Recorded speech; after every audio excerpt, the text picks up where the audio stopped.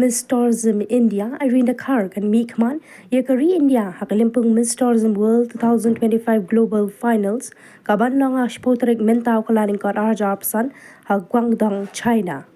Irene kalami na Delhi na do apnya tarik uno opera, belada bandan lang, bat kiway, kibaya kun, kiba mi Khmat and reportedly kiri, bakantop na United States, France, Brazil, Venezuela, ringkat kidikot jongka Belt and Road Initiative, but ka Shanghai Cooperation Organization. Kana Miss Tourism World kadai kabla itho nakabenta ban kanti ka kamjo kai, but kariti dustur jongka ri kaba pelong yakani kalimpung kumjuru jong kiri balej ishim benta. Kani kalimpung kala yoru ya ka jengkir Shah no Ahmed Mustafa Fahmi, ubadai u ambassador ka Arab League ambassador sha China, u Sinisha Belyan ambassador ka Bosnia but Herzegovina sha China,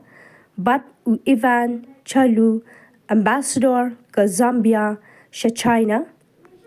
Ka jingya linti jong ka Irene Dkhar banpoy sha ka limpong bahe jong ka Perthai sngaw tanat Haka ba shwa bakanyo yakanam kum ka Miss Tourism India 2024 kala yok khurru bon ki jingjam ha ki limpong thai bhabrio bakantop ya ka pansngat Miss Meghalaya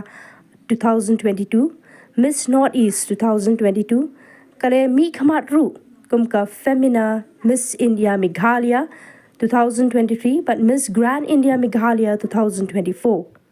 Nakaliang ka Miss Meghalaya Organization kala kitbok ya kani ka samla da ka bapen paru ka jingkerman bakan wanra ya ka pansngat jingjob shari India.